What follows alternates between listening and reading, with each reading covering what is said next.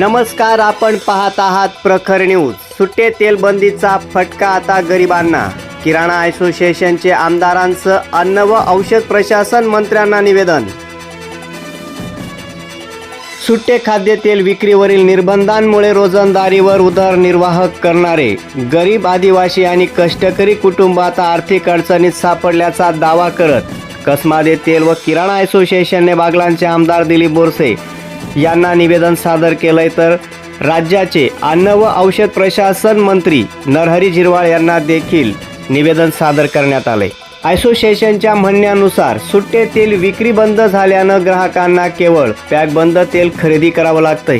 मात्र रोजंदारीवर संसार चालवणाऱ्या हजारो कुटुंबांना पॅकबंद तेलाची किंमत परवडत नसल्यानं त्यांच्या दैनंदिन खर्चावर अतिरिक्त आर्थिक ताण पडत आहे। त्यामुळे सरकारनं सुट्टे तेल विक्रीबाबतच्या धोरणांचा फेरविचार करून सर्वसामान्य ग्राहक आणि छोट्या व्यापाऱ्यांना दिलासा द्यावा। तसेच या प्रश्नावर तातडीनं सरकारने सकारात्मक निर्णय घ्यावा अशी मागणी करण्यात आली आहे। निवेदन देतेवेळी किशोर भांगडिया, प्रदीप भांगडिया, आबा राणे, शरद बदान, राजू येवला, अमित अजवेरा, जगदीश बदान, बापू नेरकर, अरुण येवला, मनोज छाजड, बाळा सोंजे आदी पदाधिकारी व व्यापारी उपस्थित होते। प्रखर न्यूजसाठी भैयासाहेब माळी, सटाणा।